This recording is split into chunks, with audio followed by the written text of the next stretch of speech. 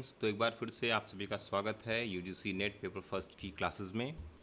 आज हम कुछ पीवाईक्यूज़ करने वाले हैं। ये प्रीवियस ईयर क्वेश्चंस आए हुए हैं 27 अगस्त 2024 की मॉर्निंग शिफ्ट में।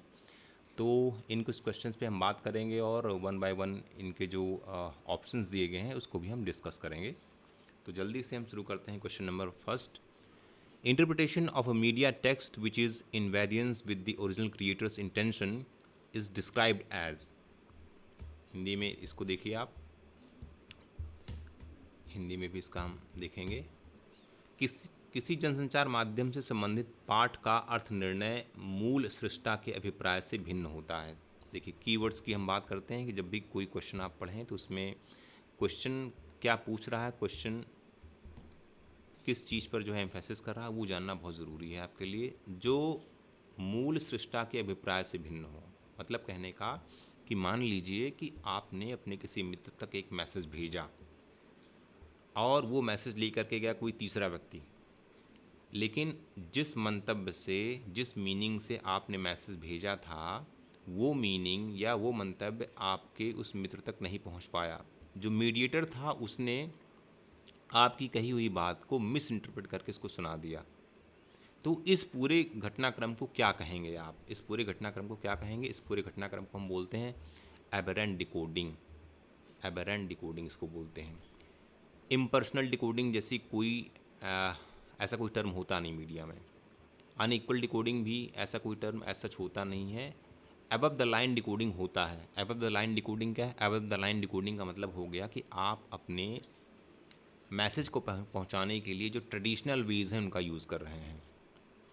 ठीक है, जैसे मान लीजिए आप खबरों, जैसे पेपर में आप इश्तहार देखिए, रेडियो पे आप क्या कहते हैं, जिंगल सुनिए, टेलीविज़न में आप जो है टीवी एड्स देखिए। ये क्या है? ये एबव द लाइन डिकोडिंग कहलाता है। ठीक, तो यहाँ पे जो क्वेश्चन ने पूछा है उसमें हम इसको बोलेंगे एबरेंट डिकोडिंग। यहाँ पे सही ऑप्शन हमारा एबरेंट डिकोडिंग है। अगले क्वेश्चन पे चलते हैं। Mass communication as a discipline has drawn ideas from. विषय के रूप में जनसंचार ने निम्नलिखित से विचार ग्रहण किए हैं। अगेन एज अ सब्जेक्ट दिया गया है, जनसंचार को ने निम्नलिखित से विचार ग्रहण किए हैं। भाई किससे ग्रहण किए हैं विचार? क्या फिजिक्स से विचार ग्रहण किए हैं, केमिस्ट्री से किए हैं, फिलॉसफी से किए हैं या मटेरियल साइंस से? तो पूरे मास कम्युनिकेशन में केमिस्ट्री या कोई केमिकल रिएक्शन की कोई बात होती है? नहीं होती है, केमिस्ट्री नहीं होगा। मटेरियल साइंस की कोई बात होती है? नहीं होती है, ये भी नहीं होगा। अब फिज़िक्स और फिलॉसफी दो चीज़ बचती है। फिज़िक्स को पार्शली सही माना जा सकता है। क्यों? क्योंकि मास कम्युनिकेशन में कुछ थीरीज़ ऐसी हैं जो फिज़िकल लॉज पर जो है बेस्ड होती हैं, लेकिन पूरा का पूरा मास कम्युनिकेशन विषय की उन्होंने बात की है, तो पूरा का पूरा मास कम्युनिकेशन विषय जो है वो फिज़िक्स पर बेस्ड नहीं होता। इसका हो सकता है कि 1% का पार्ट फिज़िक्स पर बेस्ड हो, तो पूरी तरीके से ये भी सही नहीं माना जाएगा। अब बात आती है फ़िलॉसफी की। फ़िलॉसफी एक ऐसा विषय है जिसमें बहुत सारी चीज़ें समाहित होती हैं, बहुत सारी चीज़ों का समावेशन इसमें होता है।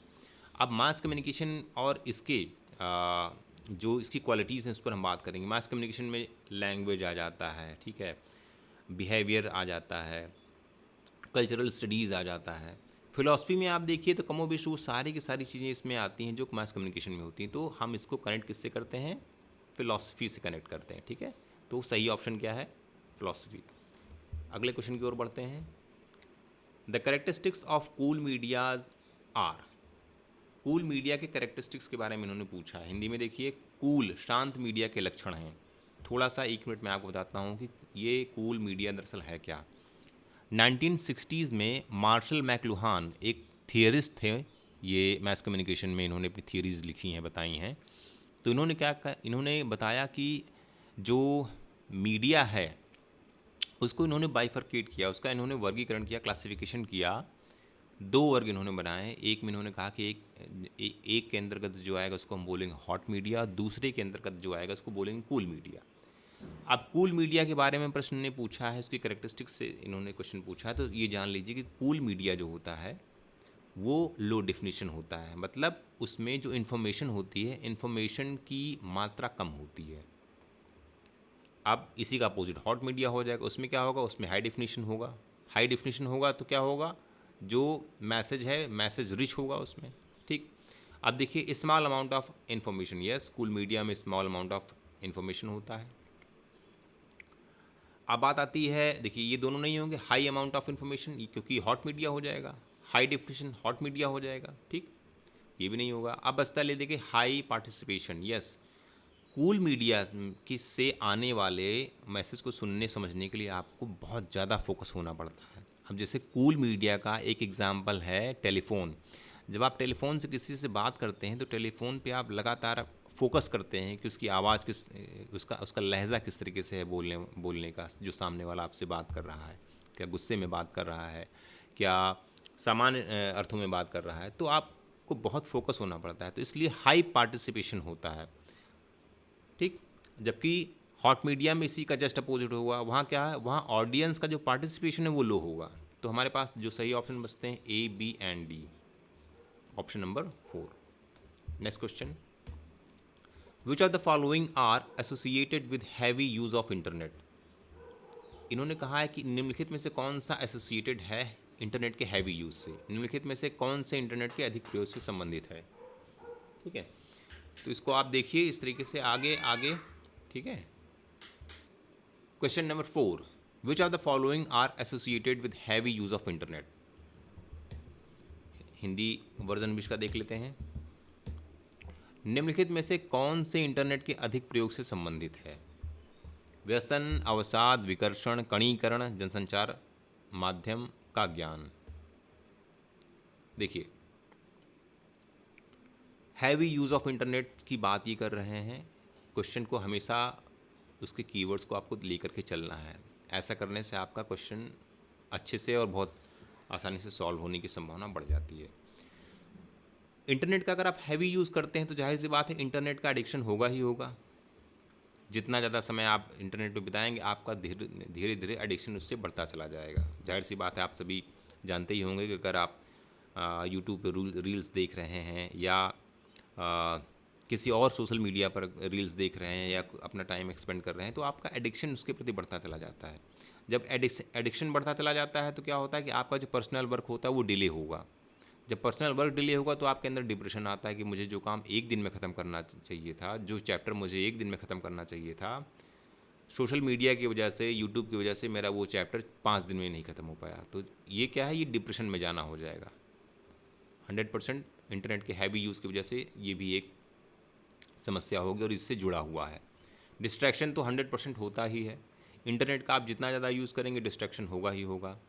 अच्छा, ऑटोमाइजेशन का मतलब क्या होगा। ऑटोमाइजेशन का मतलब ये हो गया कि जैसे मान लीजिए आप इंटरनेट के थ्रू, जैसे आपकी कोई एक फैक्ट्री है और फैक्ट्री में मान लीजिए रोबोटिक आर्म्स वाले मशीनें लगी हुई हैं जो अपना काम करती हैं, और कोई समस्या जैसे मान लीजिए आती है तो आप अपनी जगह से ही बैठ करके वहाँ पर इंटरनेट के थ्रू अपने सिस्टम से आप कनेक्ट होंगे और सिस्टम से कनेक्ट होने की वजह से आप जो है चीज़ों को बेहतर या उसमें और अच्छी तरीके से आप उसको कर सकते हैं, जो भी इसमें समस्या है उसको दूर कर सकते हैं। तो ऑटोमाइजेशन तो माना जा सकता है, लेकिन मीडिया लिटरेसी नहीं माना जा सकता। मीडिया लिटरेसी जो है वो एक स्किल है या एक क्वालिटी है। ठीक, ये कैसे आती है, ये आती है जब आप मीडिया के विभिन्न पक्षों को, उनके अर्थों को जब आप समझने लगते हैं कि कौन सी इन्फॉर्मेशन आपके लिए सही है या कौन सी इन्फॉर्मेशन गलत है, कौन सा इन्फॉर्मेशन जो है वो राइट है, कौन सा रॉन्ग है। ठीक है, तो मीडिया लिटरेसी का मतलब हो गया कि मीडिया के वास्तविक अर्थों को ग्रहण करना।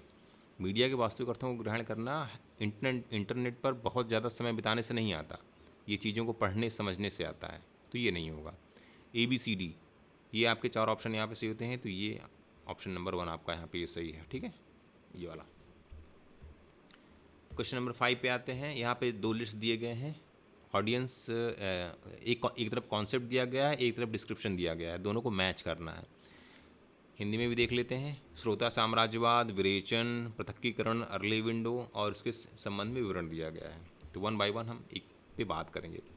ऑडियंस इंपीरियलिज्म का मतलब क्या हो गया। ऑडियंस इंपीरियलिज्म का मतलब हो गया कि ऑडियंस का जिसमें साम्राज्य हो, जिसमें ऑडियंस की एक्टिविटी को ही प्रेफरेंस दिया जाए, ऑडियंस की एक्टिविटी को ही मैक्सिमम प्रेफरेंस दिया जाए, ताकि जो ऑडियंस जैसा मांगे, जैसा कहे, उसके अकॉर्डिंग हम उसको वैसी चीज़ें तैयार करके दें। ऑडियंस इम्पीरियलिज्म का मतलब ये होता है कि अगर ऑडियंस की डिमांड है कि नहीं हमें लाफ्टर वाले या कॉमेडी वाले हमें शोज़ बनाने हैं, तो जो प्रोडक्शन हैं, प्रोडक्शन हाउसेज हैं, प्रोड्यूसर्स हैं, वो ऐसा ही बना करके देते हैं। तो ऑडियंस इम्पीरियलिज्म क्या है? Too much preferences to audience activity. ये आपका 4 से कनेक्ट हो जाएगा। ए कैथारसिस क्या होता है? कैथारसिस थिएटर में यूज़ होने वाला एक शब्द है जिसका अर्थ होता है विरेचन। इसका मतलब ये होता है कि अगर आपको किसी चीज़ के संदर्भ में पहले से ही उस चीज़ को दिखाया जाए और उस चीज़ के परिणाम को दिखाया जाए, तो आपके मन में एक धारणा पैदा होगी कि हमें इस काम से बचना चाहिए या हमें इस काम को करना चाहिए। जैसे मान लीजिए कि आपको एक किसी नाटक में दिखाया गया कि दो व्यक्ति आपस में बात कर रहे थे, धीरे धीरे उनके बीच किसी बात को लेकर बहस होती है, बहस इतनी बढ़ जाती है कि दोनों आपस में लड़ जाते हैं और लड़ने के बाद एक व्यक्ति दूसरे व्यक्ति की हत्या कर देता है। फिर आगे उसी नाटक में दिखाया जाता है कि जो जिस व्यक्ति ने हत्या की उसको जेल हो जाती है और 14 वर्ष के लिए वो जो है कारावास चला जाता है, और वहाँ पर रहते हुए उसका पूरा परिवार क्योंकि बिखर जाता है, जिसके जेल में होने की वजह से उसकी पत्नी जो है वो बच्चों की न ठीक से परवरिश कर पाती है, न ठीक से परिवार का पालन पोषण कर पाती है। तो जब आप ये चीज़ देखते हैं तो आपके दिमाग में एक चीज़ आएगी कि सच में कि वास्तविक जीवन में भी हमें जो है थोड़े से क्या कहते हैं गुस्से के लिए, एक छोटे समय के गुस्से के लिए अपनी पूरी ज़िंदगी को तबाह नहीं करना है। तो कैथारसिस इससे जुड़ा हुआ है। ये क्या है देखिए, mediated aggression to reduce people's aggressive behaviour. ये जो पीपल लोग हैं उनके एग्रेसिव बिहेवियर को रिड्यूस करने के काम आता है इसको, ठीक। कैथारसिस। अर्ली विंडो क्या है? अर्ली विंडो का मतलब हो गया कि आज के समय में आपने देखा होगा कि बच्चों को जो है पहले से ही छोटे जब वो होते हैं तभी से ही उनको लोग मोबाइल पकड़ा देते हैं। बिना मोबाइल के खाना नहीं खाते बच्चे, दूध नहीं पीते। तो क्या है कि जब आप बच्चों को उनके समय के पहले ही आप इन सब चीज़ों को अगर आप आदत डाल देते हैं तो ये सही नहीं है। तो यहाँ पे क्या देखिए लिखा है, early media exposure of the world to children. तो ये अर्ली विंडो है, ये 3 से कनेक्ट हो रहा है। सालोइंग किससे कनेक्ट हो रहा है? Selecting news sources based on ideology. ठीक है, हमारी जैसी आइडियोलॉजी है, अगर मान लीजिए हम राष्ट्रवादी हैं तो हम राष्ट्रवादी विचारधारा को ही सुनेंगे, उसी पे आधारित जो न्यूज़ को सुनेंगे। मान लीजिए हम मार्क्सवादी हैं तो मार्क्सवादी विचारधारा से संबंधित जो न्यूज़ है इसको सुनेंगे। तो ये सालोइंग इसको बोलते हैं। तो आप देखिए यहाँ पे ए का 4, बी का 4, बी का 1 और सी का 2। ऑप्शन नंबर 4 सही है। क्वेश्चन नंबर 6 क्या कहता है? Which of the following statements is true about the proposition a ship has mass therefore all the parts of the ship have mass। इसमें किस तरीके की फैलेसी ये पूछ रहे हैं, हिंदी में भी देखिए। प्रतिज्ञप्ति, एक पोत में द्रव्यमान होता है अतः पोत के सभी भागों में द्रव्यमान होता है। निम्न में से कौन सा कथन ऊपर दी गई प्रतिज्ञप्ति के विषय में सही है? देखते हैं। It commits the fallacy of division, it commits the fallacy of equivocation, it commits the fallacy of hasty generalisation, it is a non fallacious statement. तो सबसे पहले इसमें क्या नहीं होगा वो देखते हैं। It commits the fallacy of history generalisation नहीं होगा। यहाँ पर जल्दबाजी में किसी हम कंक्लूजन पे नहीं पहुँचे हैं। देखिए एक तरफ कह रहा है अ शिप हैज़ मास, उसका रीज़न देते हुए therefore all parts of the ship have मास। ठीक है, यहाँ पर कोई हेस्टी जनरलाइजेशन नहीं है। यहाँ पर क्या है देखिए, मास जो शब्द है यहाँ पर आप देखिए, ये दोनों जगह ये डिस्ट्रीब्यूटिव है। अगर किसी शिप का मास है, द्रव्यमान है, तो उसके हर पार्ट में द्रव्यमान होगा ही होगा, जाहिर सी बात है, बिल्कुल सही है ये। लेकिन यहाँ पे कोई जल्दबाजी में लिया गया बिना किसी वैलिड रेफरेंस के इस चीज़ को यहाँ पर सामने नहीं रख दिया गया है, तो इसलिए फैलेसी ऑफ हिस्ट्री जनरलाइजेशन नहीं होगा। फैलेसी ऑफ डिवीज़न भी नहीं होगा, फैलेसी ऑफ डिवीज़न भी नहीं होगा। ठीक है, it commits the fallacy of equivocation. Equivocation का क्या होता है? इक्विवोकेशन में होता है जब कोई शब्द प्रिमाइस में भी हो, मतलब मेजर प्रिमाइस में हो, माइनर प्रिमाइस में हो, ठीक है, और उसका जो अर्थ हो वो दोनों जगह अलग अलग हो। लेकिन यहाँ पर ऐसी कोई बात नहीं की गई है। शिप की बात की गई है, शिप की बात यहाँ भी की गई है, उसका वही मतलब है जो यहाँ पर है। मास की बात जो यहाँ की गई है उसका वही मतलब है जो यहाँ पर है। तो यहाँ पर क्या होगा, फैलेसी ऑफ इक्विवोकेशन भी नहीं होगा। ठीक है। फैलेसी ऑफ डिवीजन क्यों नहीं हो सकता? फैलेसी ऑफ डिवीजन इसलिए नहीं हो सकता क्योंकि यहाँ पे जो मास दिया गया है, मास जिसकी हम बात कर रहे हैं, डिस्ट्रीब्यूटिव है। फैलेसी ऑफ डिवीजन वहाँ होता जब जब जो आपका जो कह सकते हो कि जो मेजर टर्म और माइनर टर्म है वो डिस्ट्रीब्यूटिव ना हो। ठीक है। अब आप देखिए option number 4, it is a non fallacious statement. इसमें क्या है, इसमें कोई भी तर्क का दोष नहीं है। तर्क का दोष क्यों नहीं है? जाहिर सी बात है, मैंने आपसे कहा कि एक सिप में जो है द्रव्यमान है, इसलिए उसके हर पार्ट में हर भाग में द्रव्यमान होगा। यहाँ पे द्रव्यमान की बात की गई। ठीक। तो ये डिस्ट्रीब्यूटिव है। यहाँ पे ये कहा जा सकता है कि अगर सिप में मास है, द्रव्यमान है, तो उसके हर पार्ट में जो उसमें छोटे छोटे पार्ट्स लगे हुए हैं, जो उसमें बड़े पार्ट्स भी लगे हुए हैं, सबका अपना अपना एक द्रव्यमान होगा। तो नॉन फैलेशियस स्टेटमेंट है। नेक्स्ट क्वेश्चन की ओर मूव करते हैं। Which are the following statements are true regarding sub contrary proposition. देखिए इसके लिए आपको जो प्रोपोजिशन का स्क्वायर होता है वो आपको पता होना चाहिए, AEIO। ठीक है, एक ऐसा स्क्वायर बनता है, ऐसा करके एक स्क्वायर बनता है जिसमें आप जो है A होता है।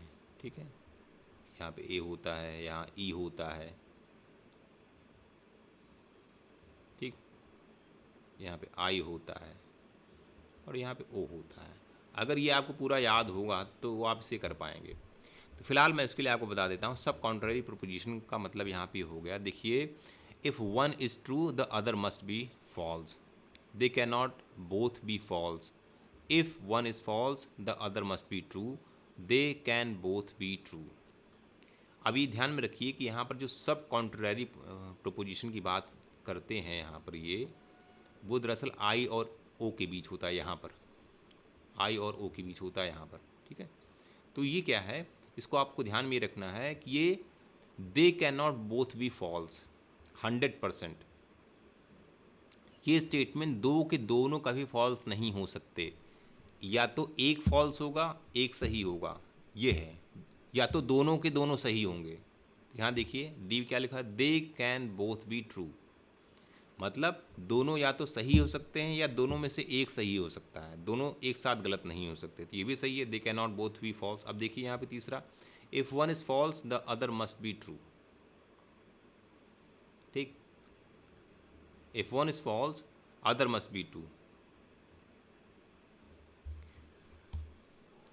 अब देखिए इस क्वेश्चन में अगर आप देखेंगे तो यहाँ का जो ऑप्शन नंबर ए है, देखिए इसमें भी लिखा हुआ if one is true the other must be false. तो दोनों कहीं ना कहीं आइडेंटिकल हैं। ठीक है, एक कह रहा है if one is false the other must be true, एक कह रहा है if one is true the other must be false. ठीक, दोनों वही बात कर रहे हैं।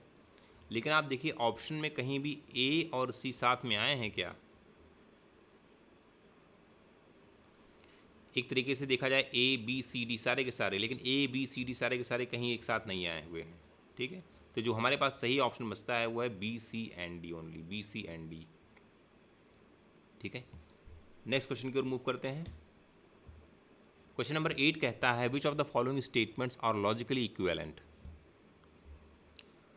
All non trees are non animals, no animals are trees, some animals are not trees, no trees are animals. इसका हिंदी वर्जन भी देखिए, निम्न दिए गए कौन से कथन तार्किक रूप से समतुल्य हैं, उनके समतुल्यता की बात कर रहा है। सभी गैर वृक्ष गैर पशु हैं, कोई भी पशु वृक्ष नहीं है, कोई पशु वृक्ष नहीं है, कुछ पशु वृक्ष नहीं है, कोई भी वृक्ष पशु नहीं है। वापस से इसका इंग्लिश वर्जन देखते हैं। तो यहाँ पे आप देखिए कि जो इन्होंने बात की यहाँ पर, ऑल नॉन ट्रीज और नॉन एनिमल्स। ठीक है, और फिर उसके बाद आप देखिए यहाँ पे ऑप्शन नंबर बी जरा देखिए, ऑप्शन नंबर बी क्या है? ऑप्शन नंबर बी आपका यूनिवर्सल नेगेटिव है, no animals are trees. Option number D क्या है? नो ट्रीज आर एनिमल्स, ये भी यूनिवर्सल नेगेटिव है, दो के दोनों। आप देखिए यहाँ पे इनके बीच समतुल्यता है, बी एंड डी के बीच, बी एंड डी के बीच। आपका ये ऑप्शन सही होता है, B and D only, option number 3। Next question की ओर चलते हैं। Which of the following are arranged in the order of decreasing denotation. निम्न में से कौन सा घटते वस्तवर्थ के क्रम में व्यवस्थित है। इसको ऐसे समझिए कि सबसे बड़ा सबसेट, फिर उससे छोटा सेट, फिर उससे छोटा सेट, फिर उससे छोटा सेट। देखिए animal, vertebrates, birds, sparrows, sparrows, birds, vertebrates, animals, animals, birds, vertebrates, sparrows, sparrows, vertebrates, birds, animals. अब इसमें आप देखिए इन्होंने कहा है कि डिक्रीजिंग डिनोटेशन में, डिक्रीजिंग डिनोटेशन का मतलब हो गया कि सबसे बड़ा सर्कल, ठीक, फिर उससे थोड़ा सा छोटा, फिर उससे थोड़ा सा छोटा, और फिर सबसे छोटा, ये डिक्रीजिंग ऑर्डर हो गया। देखिए एनिमल, एनिमल सबसे बड़ा सेट होगा, क्यों? क्योंकि इसमें सारे के सारे लिविंग ऑर्गेनिजम्स इसमें आ जाएंगे। फिर इसके बाद क्या है, देखिए वर्टिब्रेट्स, वर्टिब्रेट्स क्या होते हैं? वर्टिब्रेट्स वे पशु होते हैं जिनकी अपनी रीढ़ की हड्डी होती है, और जिस पर रीढ़ की हड्डी होने की वजह से जिस पर उनका जो स्कल होता है, खोपड़ी जो होती है वो होती है, जिसको वो दाएं बाएं करके देख सकते हैं। तो वर्टिब्रेट्स में बहुत सारे पशु आ जाएंगे, बहुत सारे पक्षी भी आ जाएंगे, ठीक है। ये हो जाएगा सेकंड नंबर वर्टिब्रेट। बर्ड्स क्या है? बर्ड्स में बहुत सारी बर्ड्स आ जाएंगी, ठीक। लेकिन स्पैरो क्या है? स्पैरो एक स्पेसिफिक जो है बर्ड है, गौरैया जिसको आप बोलते हैं। तो डिक्रीजिंग ऑर्डर में ये ऑप्शन आपका सही होता है। नेक्स्ट क्वेश्चन की, what is the contribution of Douglas Engelbart in the evolution of computer. Hindi में देखिए, कंप्यूटर के क्रमिक विकास में डगलस एंगलबार्ट का योगदान क्या है। प्रथम माउस का विकास, प्रथम प्राचलन प्रणाली का विकास, प्रथम वैक्यूम ट्यूब का विकास, विश्वव्यापी वेब या WWW का विकास किया। यहाँ पर डगलस एंगलबार्ट की बात की गई है, तो आप सभी को पता है कि डगलस एंगलबार्ट एक ऐसे व्यक्ति थे जिन्होंने माउस का आविष्कार किया था, ठीक है। 1960 ये से 64 में इन्होंने माउस का आविष्कार किया था, और वो माउस हमारे लैपटॉप या कंप्यूटर के साथ जुड़ करके काम करता है, ठीक है। तो ऑपरेटिंग सिस्टम के डेवलपमेंट में एंगलबार्ट का कोई योगदान नहीं है, वैक्यूम ट्यूब के डेवलपमेंट में कोई योगदान नहीं है, और डेवलप्ड वर्ल्ड वाइड वेब में भी इनका कोई योगदान नहीं है। टिम बर्नर्स-ली ने इसको बनाया था। तो ऑप्शन नंबर 1 आपका सही हो जाता है। अगले क्वेश्चन की ओर चलते हैं। In the context of computer networking, which of the following best describes the transmission of a message using packet switching.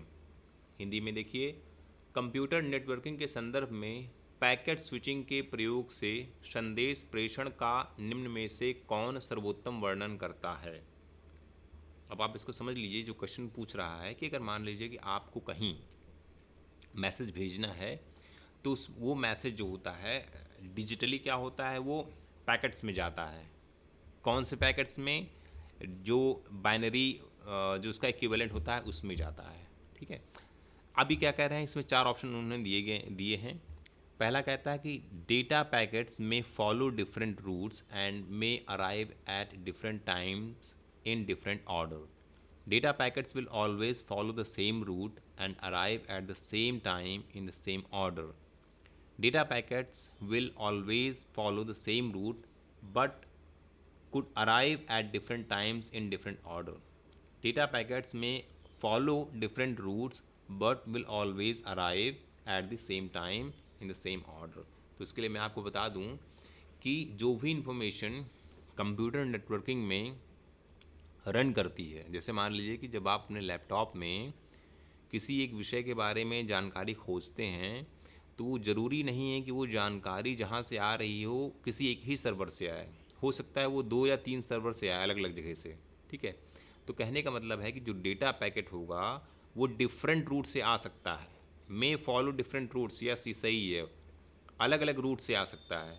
May arrive at different times, different time का मतलब ये हो गया कि जो कंप्यूटर का जो टाइम होता है वो मिली सेकेंड और माइक्रो सेकेंड में काम करता है। उसका ये मतलब नहीं कि वो 10 मिनट ले लेगा, 15 मिनट ले लेगा। तो जो लेटेंसी होती है, मतलब इन्फॉर्मेशन को आपके एक लैपटॉप या कंप्यूटर तक पहुंचाने के लिए जो लेटेंसी होती है, जो डिले होता है मिली सेकेंड का, माइक्रो सेकेंड का, उसकी बात करते हैं। तो may arrive at different times, yes ये ठीक माना जाएगा। इन डिफरेंट ऑर्डर, यस, कि जैसे मान लो कि अगर आपने किसी चीज़ के संदर्भ में कोई इन्फॉर्मेशन की डिमांड की, तो वो इन्फॉर्मेशन हो सकता है कि उसका सबसे लास्ट का पार्ट सबसे पहले आ जाए, बीच का पार्ट सबसे बाद में आए, ये भी हो सकता है। क्यों? क्योंकि ये डिजिटल इन्फॉर्मेशन है, ये नॉर्मली हमारे ह्यूमन बीइंग वाले इन्फॉर्मेशन का ट्रांसफ़र नहीं है, ये मशीन का डेटा पैकेट्स का ट्रांसफ़र है। तो वो किसी भी ऑर्डर में, किसी भी रूट से, कभी भी किसी भी तरीके से हो सकता है। ऑप्शन नंबर 1 यहाँ पे सही है। नेक्स्ट क्वेश्चन की ओर चलते हैं। Identify the sequence of words A E that correctly fills the blanks in the following paragraph on computer networking. IP version 4 addresses are dash long and IP version 6 addresses are dash long. The MAC address on the other hand is dash long. A MAC address is oriented towards dash whereas IP address is oriented towards dash. अच्छा, dash dash की उन्होंने बात की। अब इसमें हमको ये fit करना है 128 bit, 32 bit software hardware and 48 bit. तो सबसे पहली बात, आईपी वर्जन 4 कितने बिट का होता है? आईपी वर्जन 4 32 बिट का होता है, ये आएगा पहले। नंबर 1 पे आएगा आईपी वर्जन 4 कितने बिट का होता है? 32 बिट का।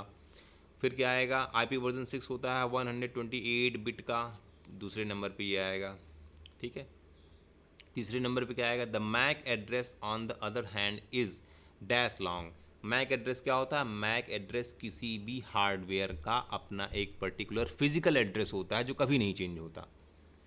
ठीक, ये आएगा तीसरे नंबर पे।